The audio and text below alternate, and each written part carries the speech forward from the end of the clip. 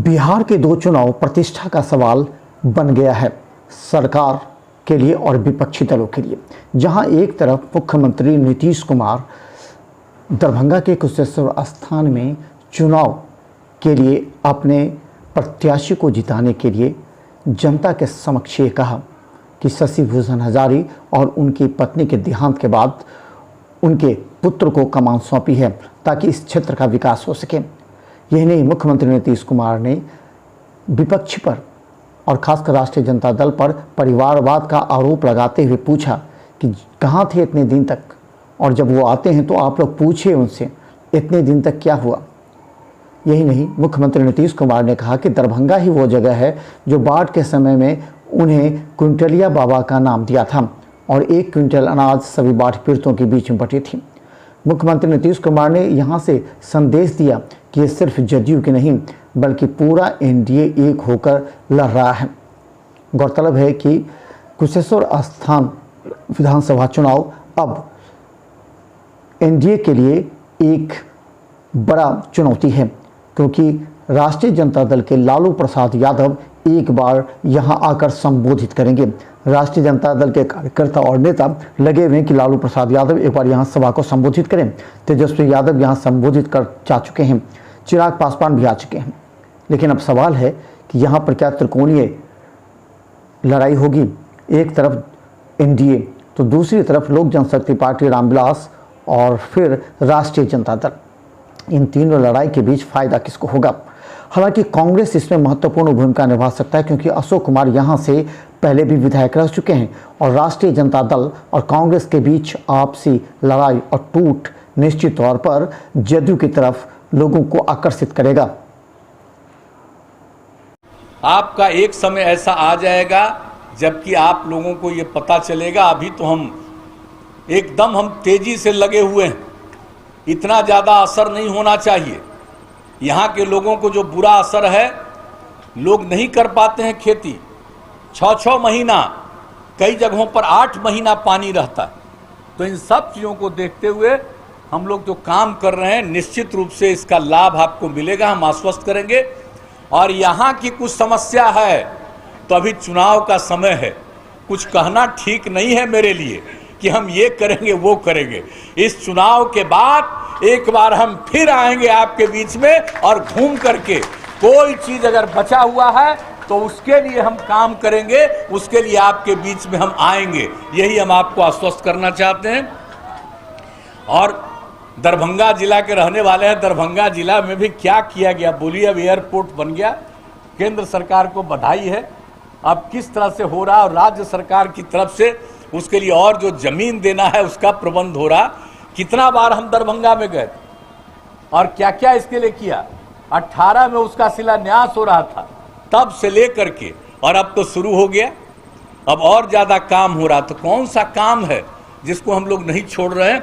अब पूरे तौर पर दरभंगा में तो हमारी इच्छा थी ना कि एम्स का दूसरा जो है, पटना में पहला एम्स बना था और दूसरा एम्स के लिए जो तय किया गया केंद्र सरकार ने, तो हम तो बार बार कहते थे, लोग तो सब जगह मांगते थे। हमने कहा था कि भाई पटना का मेडिकल कॉलेज पहला है और दूसरा है दरभंगा का मेडिकल कॉलेज, इसलिए पटना में अगर बन गया एम्स तो दूसरा एम्स बनना चाहिए दरभंगा में।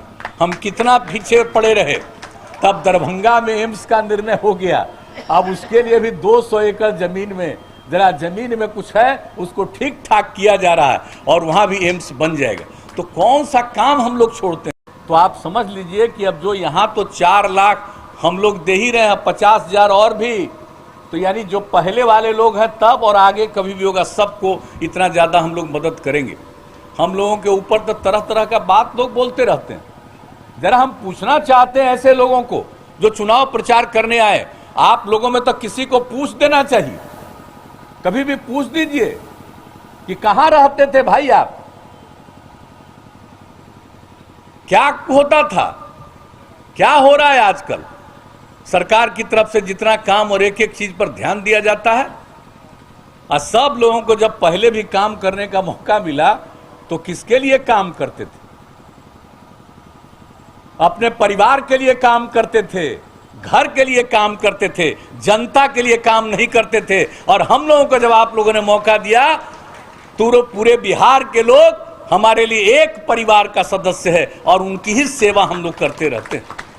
लेकिन लोगों से पूछिए कि जब ये जो हो बाढ़ से लोगों को तबाही तो पहले से हो रही है, ऐसा तो नहीं है कि पिछले 15 साल से तबाही हो रही है। जरा पूछिए कि पहले बाढ़ से तबाही होती थी तो आप क्या करते थे, पूछना चाहिए इन लोगों को।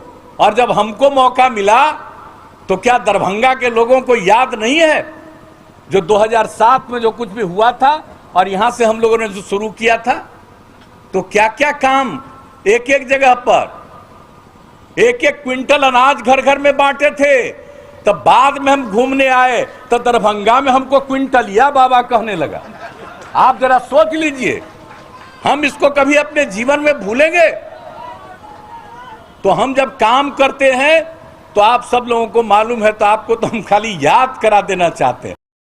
इसलिए हम आप सब लोगों से तो यही आग्रह करेंगे कि अब भाई स्वर्गीय शशिभूषण हजारी जी चले गए, उनकी पत्नी भी चली गई। अब अमन भूषण हजारी जी को हम लोगों ने उम्मीदवार बनाया है और सिर्फ ये जेडीयू के उम्मीदवार नहीं हैं, आप सब लोगों को मालूम है कि पूरे के पूरे एनडीए के उम्मीदवार हैं। हर प्रकार से आप मतदान कर दीजिए, भारी संख्या में मतदान करिए, इनको विजयी बनाइए, ताकि जो काम करने का मौका आपने दिया है हम लोग पूरी मजबूती के साथ और बुलंदी के साथ काम करते रहें और इस इलाके की और पूरी तरह से सेवा हो जाए, ताकि किसी तरह की जो समस्याओं का समाधान हो सकता है वो पूरा का पूरा समाधान हो जाए। इतना ही कहते हुए आप सबने आश्वस्त किया, इसके लिए मैं आप सब लोगों को पुनः हृदय से आपको धन्यवाद देता हूं, आपका अभिनंदन करता हूं। और जो मैंने कह दिया, चुनाव के बाद हम आ जाएंगे नज़दीक ही और जो भी चीज़ होगा उसको और देख करके जो कुछ भी बचा हुआ है करना है उसको पूरा करेंगे। इन्हीं शब्दों के साथ बहुत बहुत